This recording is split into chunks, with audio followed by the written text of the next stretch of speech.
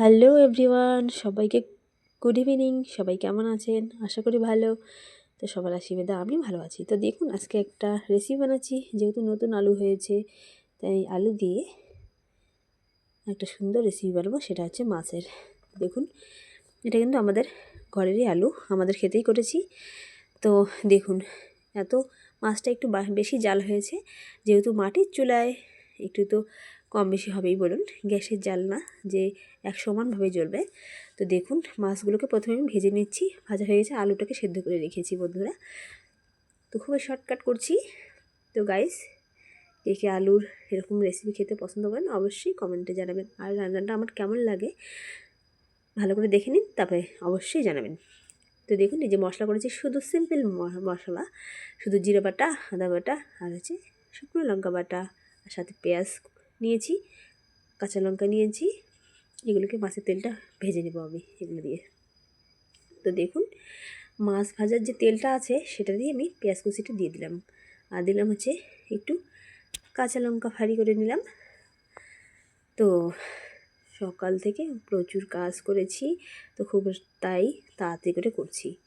আর আমার ব্লগগুলো যদি ভালো লাগে অবশ্যই আমার পাশে থেকে আমাকে বন্ধুত্বের হাত বাড়িয়ে দেবেন বন্ধুরা। আর আমি সবার পাশেই আছি। তো দেখুন, এখন আমি মাছের তেলটা ভেজে দিলাম ওই তেলটার মধ্যে, মাছ ভাজার তেলটার মধ্যেই। আর মাছের তেলটা খেতে কিন্তু হ্যাভি লাগে। আপনাদের কেমন লাগে অবশ্যই জানাবেন। তারপরে আমি বসিয়ে দিলাম এই যে আলুটা। তো আলুটা দেখুন, আমি হচ্ছে একবারই টমেটো কুচি সব একসাথে নিয়ে বসিয়েছি। দেখুন, এরকম আলুর সবজি কিন্তু মাখা মাখা করে দারুণ লাগে। আপনারা রুটির সাথেও খেতে পারেন, আবার ভাতের সাথেও। তো আমি কিন্তু এটা আজকে ভাতের সাথে করেছি, আর যেহেতু মাছ আছে তো তাই। তো খুব তাড়াতাড়ি করে রান্না করছি, আবার এক জায়গায় যেতে হবে। তো দেখুন বন্ধুরা, আমার কিন্তু আলুটা ভাজা হয়ে গেছে। এখন আমি মশলাটা দেবো, মশলাটা দিয়ে একটু কষে নেবো ভালো করে। তো সারাদিনের কাজ যা যাবতীয় থাকে সব কিছু করে একদম তারপরে বেরোতে হয় আমাকে।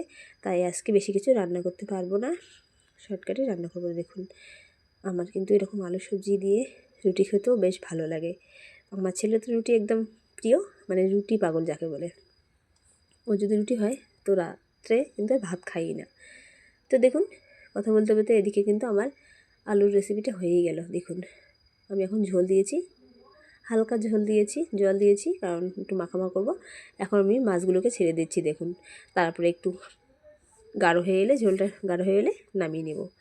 তো দেখুন, মাটির চুলোয় না রান্না করতে যেমন মজা লাগে, তেমনি আবার একটু ধোয়াতে কষ্টও হয়। তো দেখুন, আমার ঝোলটা হয়ে গেছে বন্ধুরা।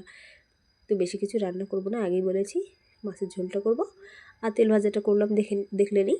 তো এখন রান্না হয়ে গেছে। আর এখন আমি কোথায় যাচ্ছি দেখাবো, দেখুন, দেখতে থাকুন। এই যে কোথায় এসেছি বলুন তো বন্ধুরা, এসেছি লক্ষ্মীর ভাণ্ডারে টাকা তুলতে।